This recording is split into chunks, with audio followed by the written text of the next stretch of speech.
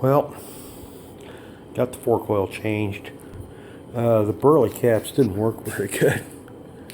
They're threaded. One of them, I managed to get one of them on there, and with the second one, rather than thread catching, it boogered them up. I can see one of them right there. Anyway, I found the secret to putting those on, or maybe not the burleys, but at least the stock caps went right on. I took my big socket. See what I do with you. It's 1 3/8. No matter what you read on the forums, that's exactly what size it is. And put this adapter in my cordless drill, and that way you can push and turn at the same time. So that's the difficult thing, is trying to push and turn at the same time.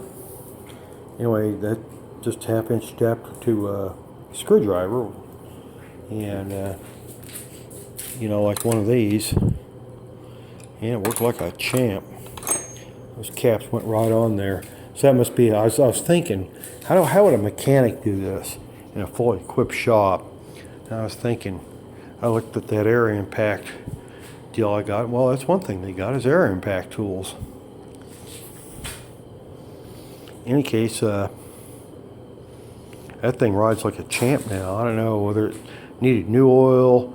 The oil was oily. It was, you know, had some, you know, metallic particles in there, which in a fork, I'm not too worried about, because you got those fork springs bouncing around in there constantly. So, and it was oily.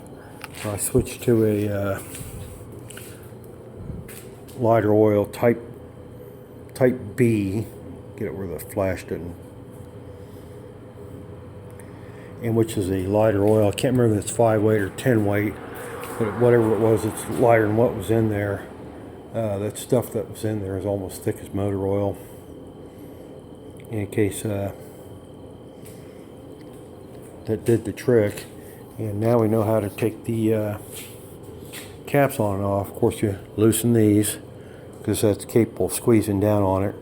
So all that shit's torqued back now, torqued.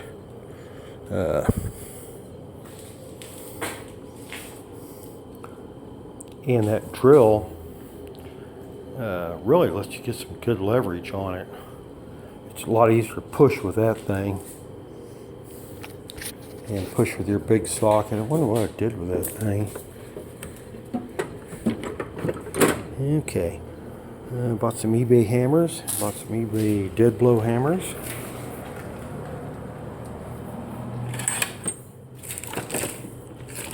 Yeah, anyway, those caps are, let's see, I bought a wrench same size too.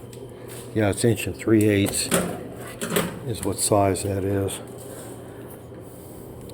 So it doesn't matter what you read on the forums, but I'm talking about metric ends, that 1 3/8 socket that I bought on eBay, used, worked like a champ. And I pretty much spent the whole weekend on this damn thing. That stand was, both the jack and this wheel chock was worth its weight in gold. I never once had the wheel try to get away from me or anything. Even if you don't necessarily have all the weight on it, it still grabs the wheel, even though I had the wheel completely clear, because I had it completely clear, plus a little. So when I push down on these caps, you know, if it pushed the fork out a little bit, then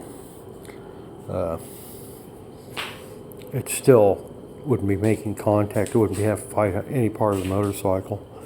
And so that thing, I talked that gal down to $80 plus shipping. It was worth it.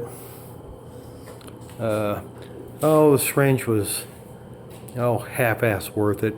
I did overfill one of the forks a little bit, and I used that to suck it out.